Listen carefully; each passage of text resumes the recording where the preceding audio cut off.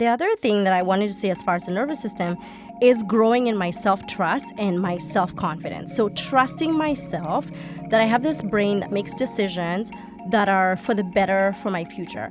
When I trust myself, it's also like having to work with the thought sometimes that the answers come from like reading the books or taking the courses and asking my brain questions to help me answer the client questions that I have, the needs that I have, right? Because as much as resources are amazing, when I am trying to process certain types of information, I have to rely on my own brain and I have to trust that my brain has the answers.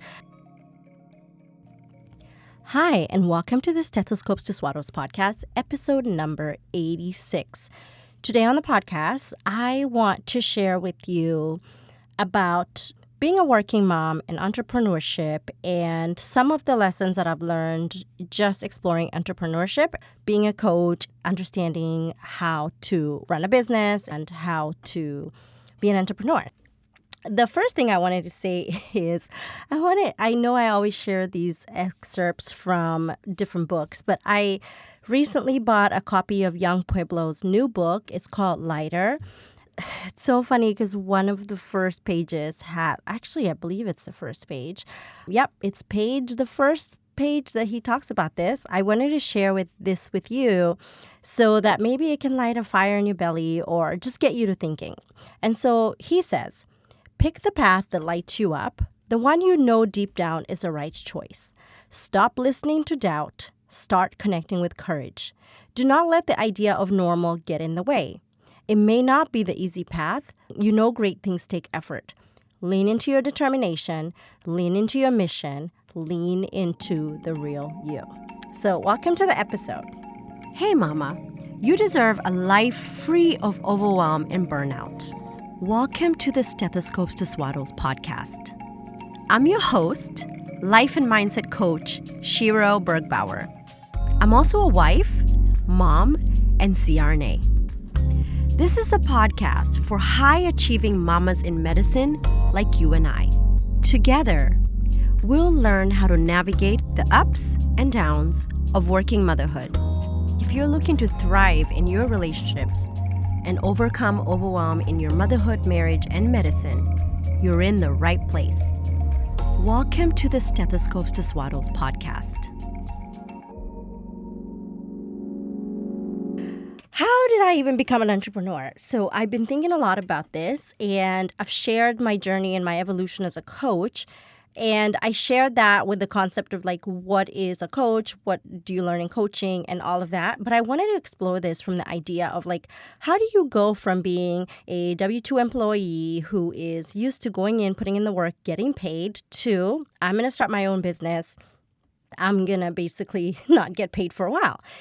Think the earliest that I can think of this is when I first started my platform and when I started doing this work, I really didn't have any plans to monetize anything. I just wanted to go out, share the story, my story, and help people who were battling postpartum depression, postpartum mental health issues, and help them kind of navigate that season. And then I was also very passionate about supporting women transitioning into working motherhood because I don't even think we've scratched the surface on how do you go from, being a free working person to you have a child and you have to go to work and earn a living.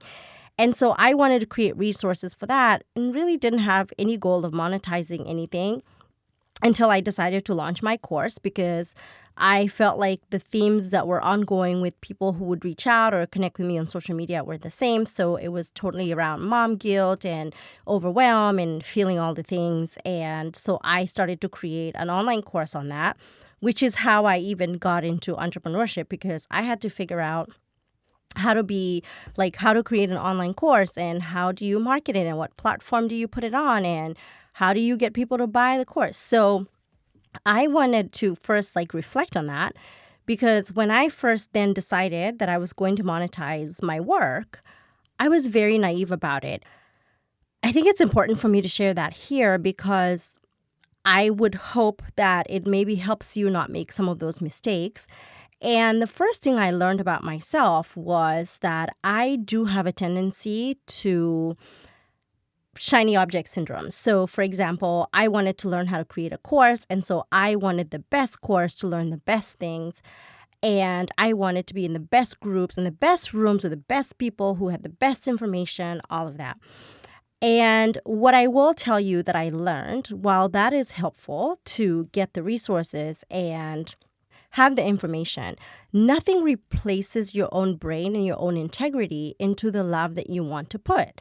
And so what I noticed for myself is that, like, for example, I paid for a course to learn how to create courses from the best of the best. And I think her work is amazing. But somehow in there was a thought error that I'm just going to come in, plug and play, do the thing, and then it's just going to magically convert into thousands and thousands of dollars. And when it didn't, I was like, wait, this is not working. And so I almost had like this course trauma, like, oh my God, I took this course and I didn't make the money. And what I have now learned about myself, one is, it's great to have the resources, but it's so important to realize that your greatest resource actually is what's between your ears. It's your brain. It's the thoughts that you consistently have. It's the feelings that you consistently feel and your willingness to explore those. So, people talk about mindfulness and positive affirmations, and I think we've kind of trivialized the idea of even positive affirmations. Like, we've kind of like diluted down the message into, oh, you come, you say this, I'm worthy, I can make money. And then it's like the money magically appears.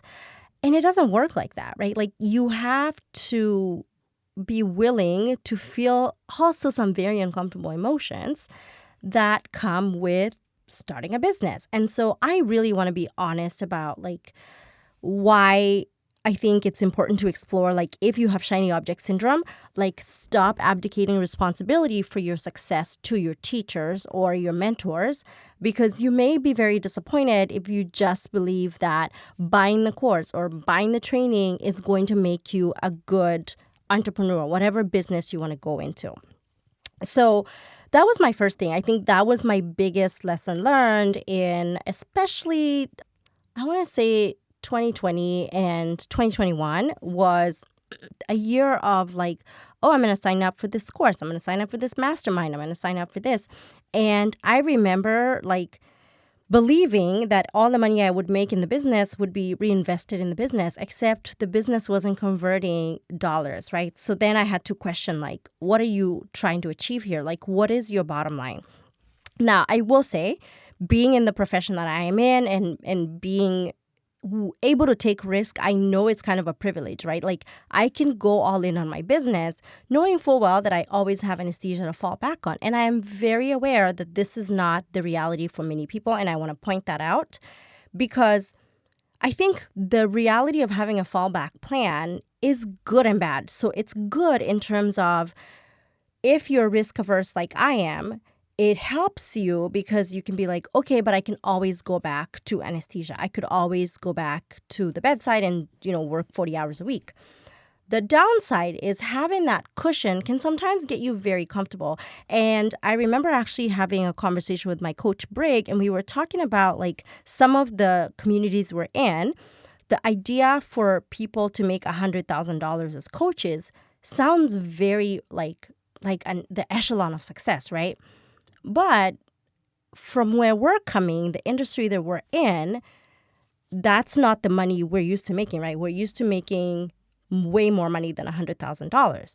And so we have to be very aware of ourselves, the way we show up in those spaces, because when somebody celebrates making $1,000 and you start doing the mental math and you're like, oh, that's 5 hours of work in anesthesia, you lose appreciation for the effort that it takes to create that amount of money and the value that you have to go out in the world and give to create that amount of money. So I see this also in like my friends who are going into aesthetics or other side businesses in anesthesia. It's where there's almost like this indulgent thought that the money should just flow and it should be bigger than anesthesia money, or it should be bigger than money in medicine. And what I want to offer you is, if you're just dipping your toes into entrepreneurship, or if you're an entrepreneur, like, to be very conscious of that, because it can be the reason, it can be the limiting belief behind why you're not creating value in the world and why you're not making money,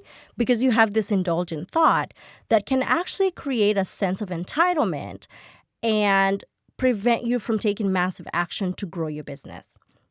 And so, like I said, the availability of that safety net, right, can be a blessing, but it can also be a curse in terms of, what do you do with that information, right? Like, for me, I know that if I woke up tomorrow and my entire coaching business fell to the ground, I still have two options. I have the option of going back and rebuilding the coaching business, or working full time as a CRNA. Like, that is always available to me. And I don't take that for granted. I'm so grateful. So the way I approached it with a lot of coaching, I'll be very honest about that, was to decide that my anesthesia business is the investor of my other business, my entrepreneurship journey. And so I had to, like, really, really coach myself mentally to show up in my anesthesia job knowing full well that I value that job, because it's very easy to start realizing, wait, I'm worth much more than I'm paid here in anesthesia, and you start getting, like, dismissive or entitled in the anesthesia job, and you're not appreciative of that job per se. So if you are venturing into entrepreneurship and you're a CRNA or in the medical field, I just want to offer you that thought, like, be very cognizant of how are you appreciating the big job, right? Because in the beginning, for most of us, we don't have the flexibility to go from full-time employed with a side hustle to dropping the full-time employment and going all in on your business, right? So if you're in a side hustle state right now, treat your primary job as an investor. Like, if you went to Shark Tank and you told the sharks, I need $10 million, and they gave you $10 million, you would not answer their phone calls when they call you to discuss the business, right? Like, you wouldn't, half-ass and do some work, don't do some work. Like, you would take it very seriously. So one of the things I had to coach myself on was how I was showing up at my anesthesia job. Was I showing up like, I want to be here, this is valuable to me, it's important? Because it's very easy to get caught in the trap of, I'm just here short term, I'm on my way out, and get that senioritis, like, you're, like, done, when you're about to leave a place and you're like, I'm done, and you check out. I just want to offer you, like, check your thoughts on that so that you don't show up that way in your business. What was the work that got me here? First, I think I would like to share the thoughts that have helped me navigate entrepreneurship, and then maybe kind of share some of the actions and some of the feelings that I have used along the way to build a business and to continue to build a business, because I have big dreams for this business. I have big goals. And my goal is to really, like, help so many women change their lives and to create so much value in the world that my success would be inevitable because of the value that I'm giving. I always strive to, like, create so much value in the world so that my work speaks for itself. We have a saying in Kiswahili that says, Chema chajiuza, kibaya chajitembeza. And what that means is, a good thing sells itself and a bad thing will walk around the market begging for attention.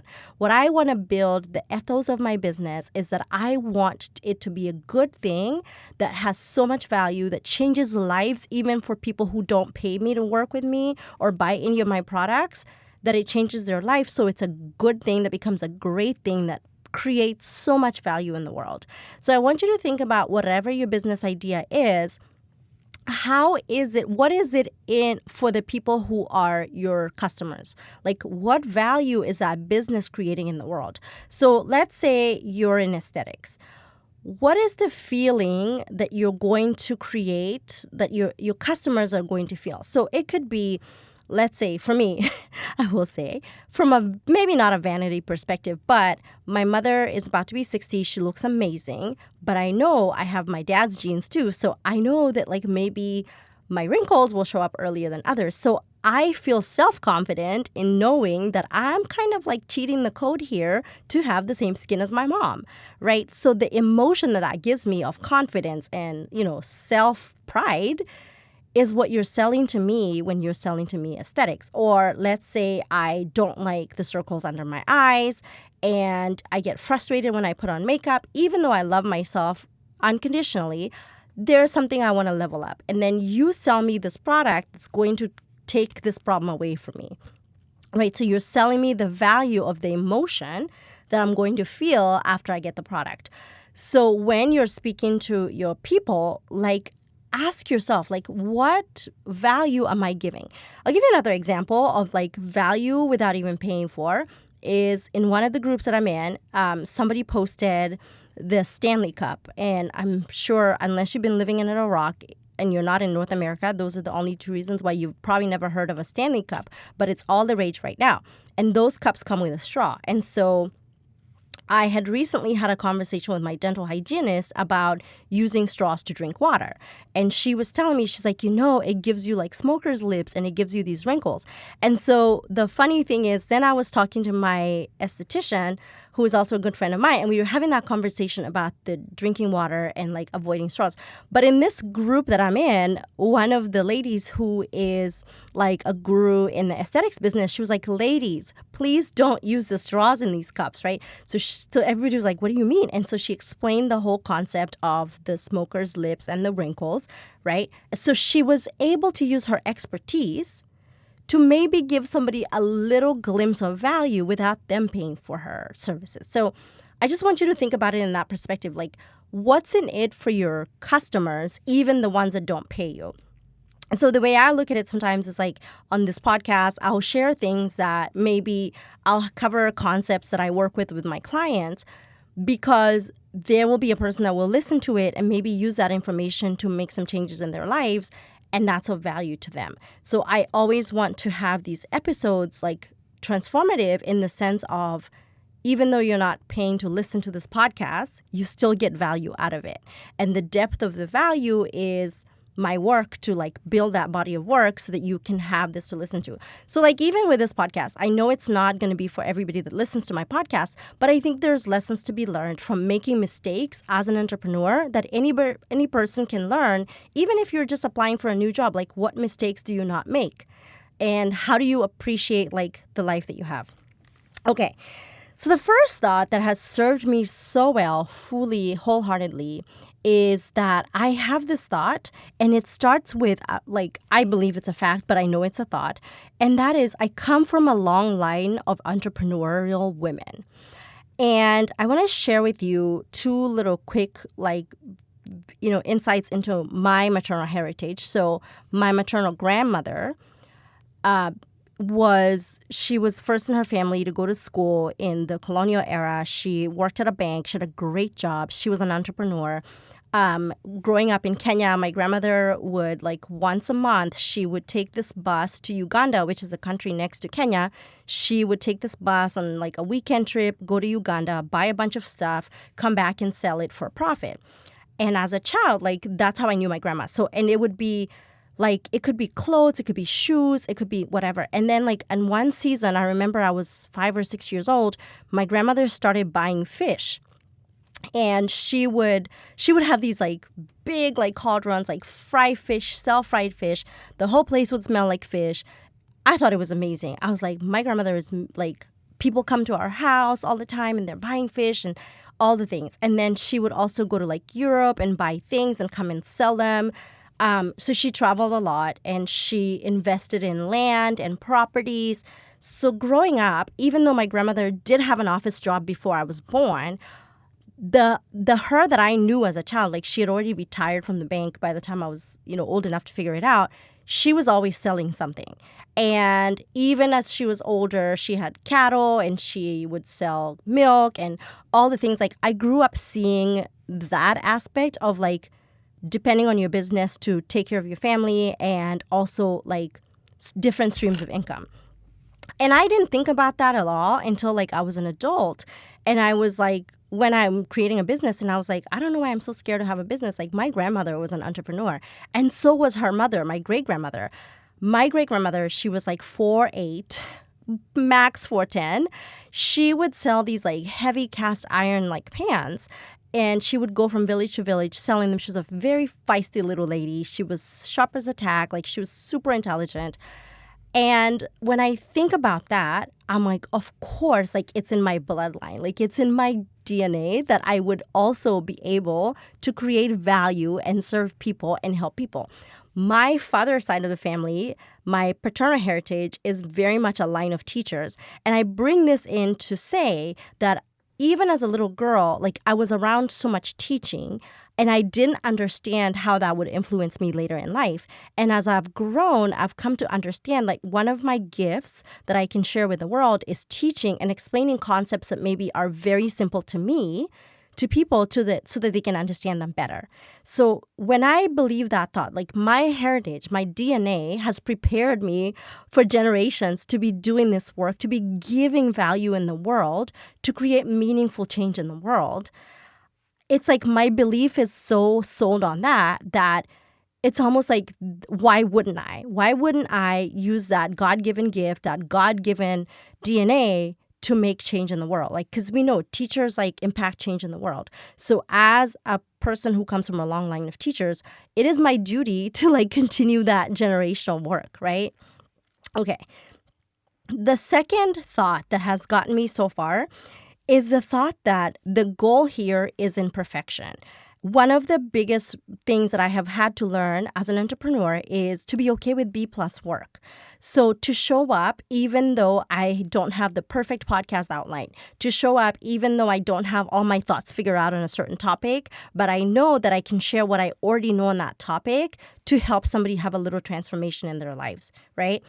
Being aware that the more I spend time trying to make things perfect, the less impact I have on a person who's waiting for me to give that work for them, right? So that even looks like booking my first client without even knowing, like, what am I going to use for a payment method? Like, how are they going to pay me? Like, I just created the business and I was like, okay, figure it out as we go. And now, like, I have systems, right? And when I allow myself to, like, not be perfect, it creates that cushion for me to be human, but it also creates that safety for my clients too, to be aware that we're not trying to be turned into robots or, like, perfect humans. We're just trying to show up as the highest version of ourselves, even though sometimes we might not. Like, it's okay for us to, like, fail sometimes and make mistakes, which brings me to the other thought that has gotten me here, which is I'm okay with failing, because the goal for me is to make decisions, implement decisions, fail or succeed. And if I fail, I evaluate those decisions and I make new decisions and then I implement those decisions. And in order for me to learn as I grow a business, I have to make room for failing. This comes so uncomfortably for those of us in healthcare, especially.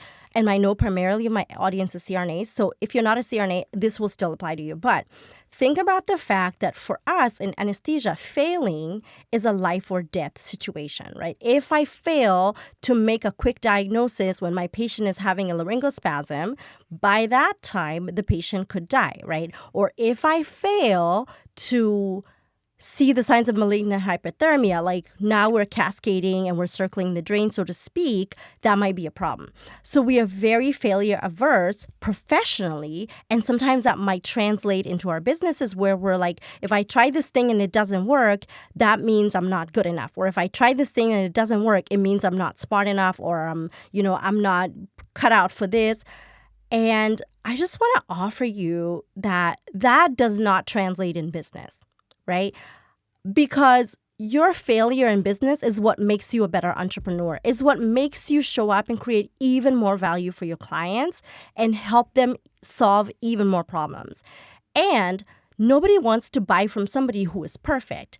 I think I have been very intentional about sharing my own vulnerabilities and my own successes and failures, because I never want to be at a level where my clients can't relate to me. Like, I never want to show up here and pretend that I don't have arguments with my husband or that our life is so perfect. Like, I want to show up as an authentic person that you can relate to, who also uses the tools that she teaches to change her own life, right? So there's this concept of like no gods, no gurus. And what that means is like, just because somebody is teaching you something doesn't mean they do it perfectly all the time.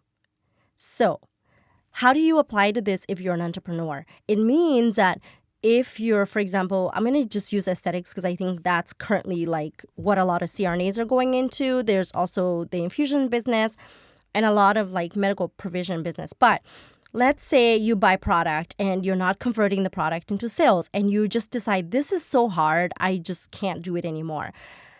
If you don't keep failing and like tweaking and seeing what's not working, you can give up a business that has the opportunity to be so lucrative, right?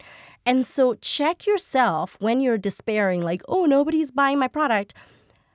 One of the things I learned from my business mentors is the result line of my models is always for me to troubleshoot, right? So if the result of your model is 0 sales and 0 conversions, can you check the actions that you're taking or the actions that you're not taking?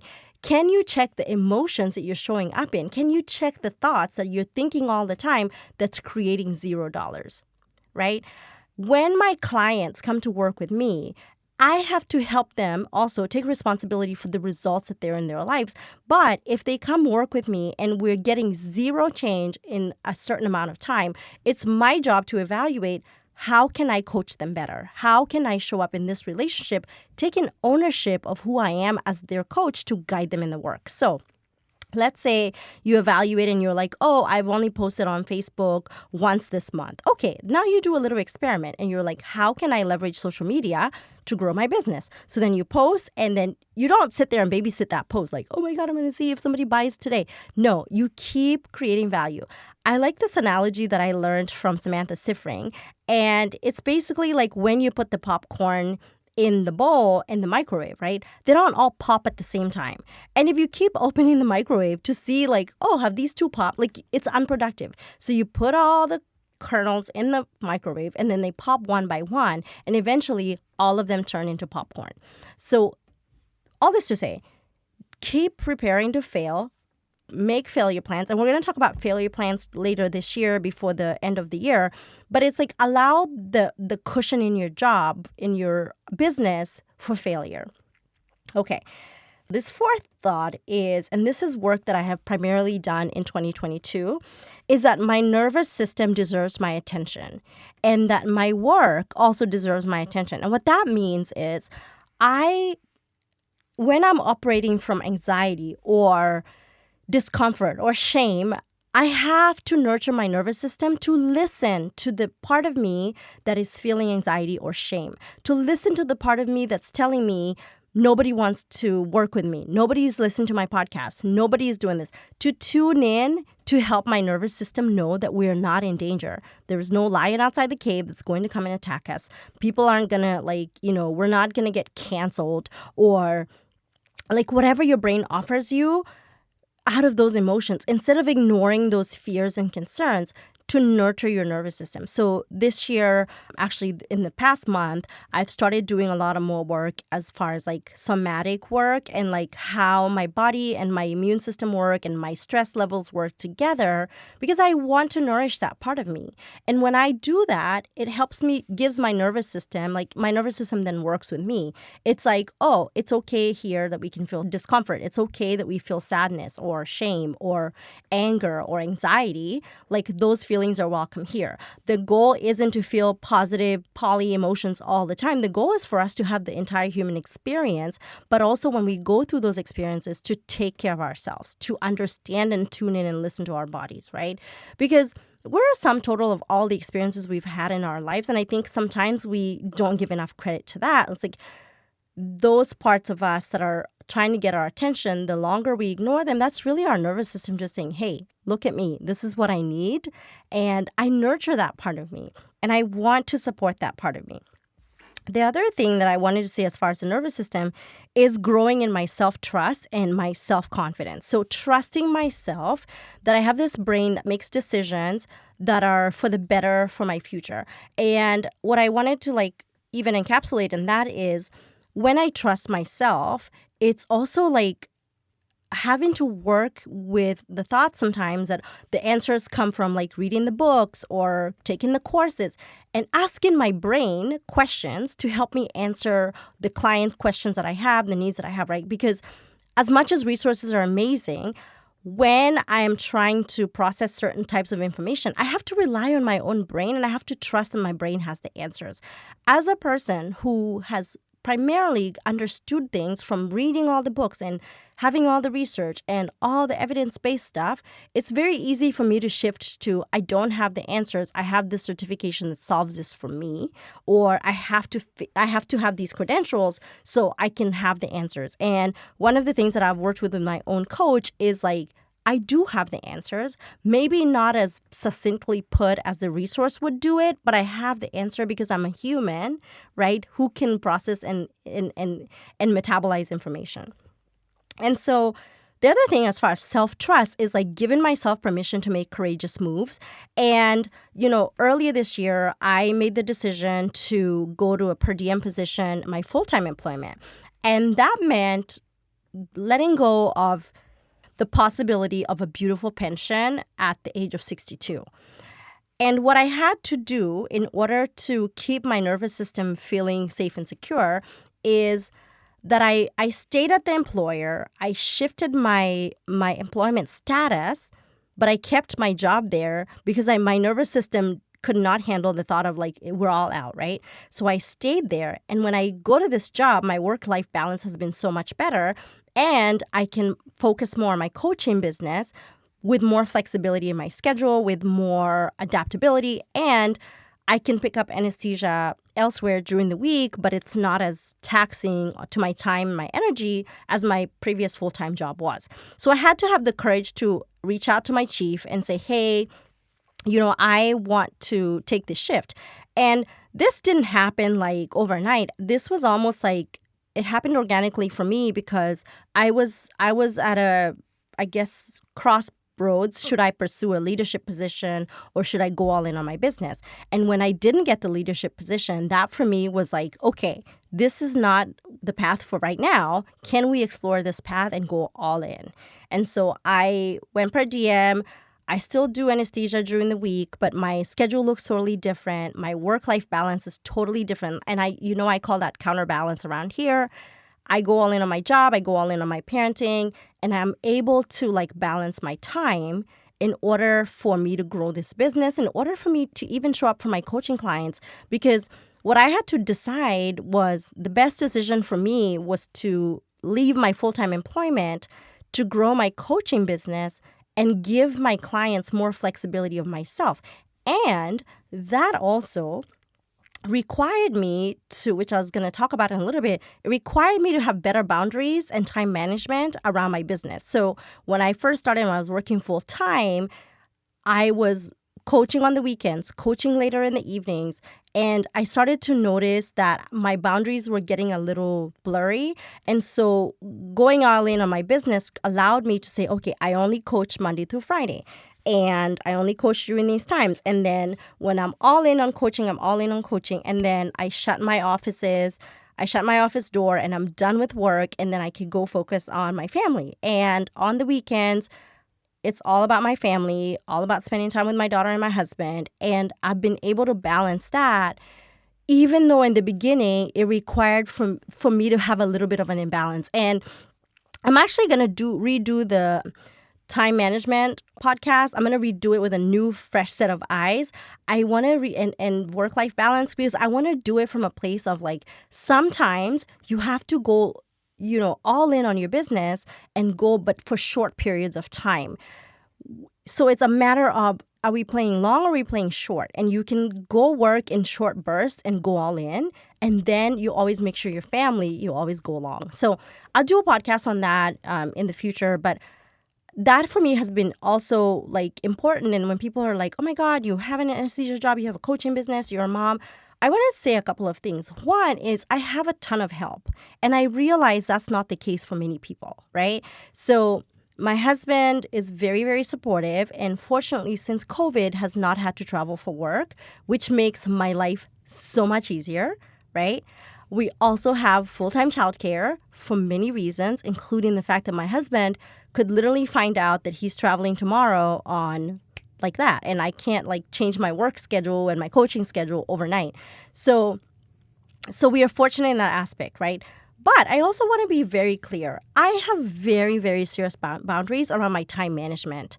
So I check my time management. I'm very intentional about how I spend my time, even though sometimes there are lapses like I'll over scroll on social media or I'll find myself just like wasting time.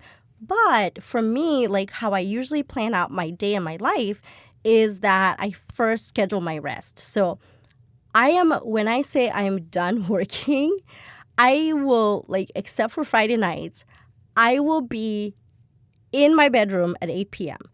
I will be asleep by 9 p.m. Like, no ifs and buts. Even, like, we actually just started a neighborhood bunko night, and I'm like, it's 8 o'clock. I gotta go. But for me, that's important. Like, rest is so important to my body. I have always needed sleep. I'm not the kind of person that can sleep for 2 hours and go on my business. So I prioritize my rest. I prioritize getting my self-care. I prioritize my meditation practice, my mindfulness practice. I prioritize taking care of myself. And this year, especially this quarter, my biggest focus is to prioritize my body's movement, because one thing I'm learning about my body is how much it stores stress and how much it stores like actually a lot of traumas. And so trying to work through that like means that I have to nourish my body and take care of it in ways that I hadn't done before. The other thing that I've done a better job with, especially in the last 6 months, is tuning into basically my mind and the states that I'm in all the time and taking better care of myself. Being very intentional about the people I'm surrounding myself with, the people who have access to me, the people who I have access to, and the kind of influence that I want to have, the environments that I'm thriving in, and the environments that maybe impede my thriving, and removing myself from those environments. So I think time and boundaries are so important, but I think for me, to be able to be an entrepreneur and a mom and a wife, it has been very, very, very crucial. And it's also important that I say here that I have grown into the person who self-coaches every day so that I can see where my thoughts go and where my brains go. And I also invest in my own coaching. I invest, like, that is an investment in my business, and it will always be an investment in my business to have my brain coached, because my coached brain can then go out in the world and give value, help other people, but also be so aware. So like my neuroception is so dependent on me, like being in awareness of the thoughts that I'm having, the emotions that I'm feeling. Even when I'm at my lowest emotions, one of the things I have learned is that when my brain is very well managed, I can still show up for my clients even when my emotions are not at the usual baseline, right? Like I can process sadness or anxiety or shame and still hold space for my clients, which also has required me to hold space for myself and give myself grace. And by the way, I have moments where I'm so unkind to myself mentally that I'm just like, wow, I cannot believe you're doing this to us. Okay, so I just want to make sure I say that. All right, the last thing that I want to say is that being an entrepreneur is a different level of responsibility in terms of taking massive responsibility for the results of your business, right? Like the revenue of my business has a lot to do with the thoughts I'm thinking all the time, the emotions I'm feeling all the time, right? The actions I'm taking. And so for me, I think the biggest growth in being an entrepreneur is the area of responsibility, because when you're required to take responsibility for the results in your life, you look at it from a different lens, right? And it's not like I have, full-time employees yet that like count on me to like for their sustenance, right? But an example for me is right now I have my podcast producer and I need to pay her every month. And my revenue, right? Like part of my revenue is revenue that goes towards paying her. It's part of the revenue that goes towards paying for Zoom, paying for all these things. Now, it's easy for me to throw other money into my business, But I had to take responsibility of saying, okay, this is my business bottom line this month. This is how much money we generate in this business in order to pay the bills. So I treat the business as its own separate entity so that I can continue to practice that responsibility. As the business grows, I want to have that continued responsibility. So if you are considering going into entrepreneurship or you're already in entrepreneurship and you're like, oh my God, I don't know, I'm not attracting customers, I don't know what to do, please re-listen to this podcast. Like, please be open to taking massive responsibility. The other thing I want to caution you, because again, like I said, shiny object syndrome, if you showing up on social media and following your competition or people who would be in direct competition with you feels like you get into compare and then you start to despair, or if you feel any sense of envy or jealousy, I want to offer you to stop following those people, because it's going to mess with your mindset. And like, as an entrepreneur, even though it's great to see like targets and goals, if you're using those targets and goals against yourself, it doesn't help you grow your business. It's only going to impede the growth of your business. So unfollow those people, just follow your ideal clients, show up, give them value, like love on your people, even the ones that don't pay you. Give them value, because eventually that value that you put out, the bank is just growing and it's going to convert into dollars. The last thing I wanted to say is this, because I think people get this mindset messed up, and it's like the idea that you're taking money from people, so it feels like uncomfortable. And what I want to offer you is this. There is a girl, and I don't know, because I never watch these shows, because I don't watch TV much. But there was a girl, I think she was a 90-day fiancé, and she was literally selling farts in a jar. People were buying these farts, and she made over $100,000. So before you worry about taking money from other people, just realize there are people who are paying to buy farts in a jar. Okay? So if you are, for example, a coach, or you're in aesthetics, and you're like, oh my God, I'm taking money from the people and they're paying for my Botox and I'm making this profit. I want you to reconsider the fact that you are not selling them the Botox or the coaching. You're selling them the results that they have in their life as a result of the product, and that is valuable. So you're not stealing money from people's pockets, right? Like, the point of a free economy is the exchange of money and value. And so when you feel yourself like, oh my God, I feel so terrible, I feel like I'm taking money from other people, that would be a good time for you to go back and listen to my Money Mindset podcast, so you can realize that money is always in flow and we're not taking money from anybody. We're not robbing anybody. You create value even for people that don't pay you. And so the people that pay you are just a direct result of all the value you put out in the world. Which also, before I forget, when you've been a W-2 employee for so long, you actually associate a personal value, your hourly value, as the amount of money that the business pays you, the hospital pays you, as your hourly value.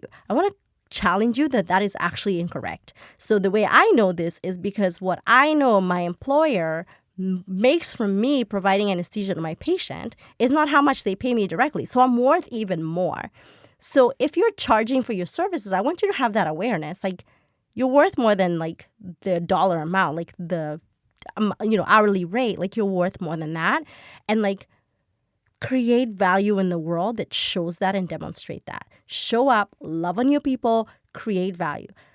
When you find yourself losing focus of the reason you're in the business and making the business mean about you and the dollar amount in your bank account, that's when you stop creating value in the world.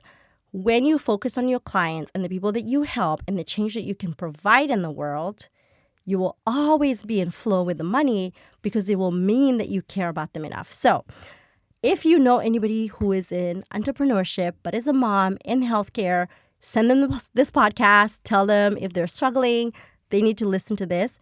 If you're a mom in business and you want to like really get coached and work on your mindset, this work is valuable and I can totally help you. So go to stethoscopestoswaddles.com/consultation. Book your free 1-hour consultations with me. We'll work together. We'll help you build your business, but we'll help you do it from the mindset perspective.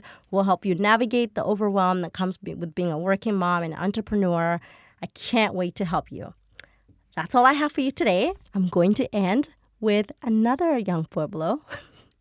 Because, I love me some young Pueblo. So I'm going to end with this one is for all of us. And it says, when you create something, do not watch its progress with attachment and anxiety. Create it and let it go. Give it to the world and let it be. Feeling stressed over the outcome and radiating vibration of agitation does not help you or your work. End quote. That's all I have for you today. I'll see you next week. Oh, before I forget, our Mindset 101 workshop has been rescheduled. It is going to be on November 5th. I have the opportunity to spend a day with my coach on the previous day, and so I'm going to be doing that. And then, so the November workshop is going to be on November 19th, and that workshop will be about navigating the holidays and boundaries. The sign-up will be coming up soon, but if you're registered for the Mindset, you will also receive the sign-up for the November workshop. In December, we're going to be talking about overcoming overwhelm and time management. That's going to be our December workshop. I don't remember the date off the top of my head, but it will be posted as soon as we get closer to the time. I cannot wait to see you guys on Zoom and interact with you. And also, this week, I am finally back on Facebook Live. So if you are in Stethoscopes to Swaddle's moms, look out for the event for the week. Mindset Management Coaching is back on the weekends. This is where I go live in the group and share with you my insights, give you free coaching if you want coaching on anything. We spend an hour together. We talk about all the things. My Facebook account had been hacked last month, so I lost access for 30 days, but it's coming to an end. So October 15th, we will be back with a bang. All right, have a great week. Bye. I'm Shira Bergbauer, and you've been listening to the Stethoscopes to Swaddles podcast. New episodes are out every Monday. These episodes are created by me, Shira Bergbauer, and produced by Cassidy Mitchell.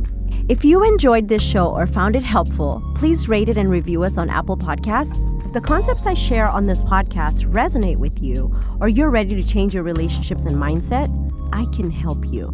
If you'd like in-depth, personalized support, I'd love to invite you to apply for my Life and Mindset coaching program. Just imagine you and I every week working together as I teach you the tools to up-level your life. To book your free 1-hour consultation call, go to www.stethoscopestoswaddles.com/consultation. You're doing a great job, Mama. Have a great week. Bye now.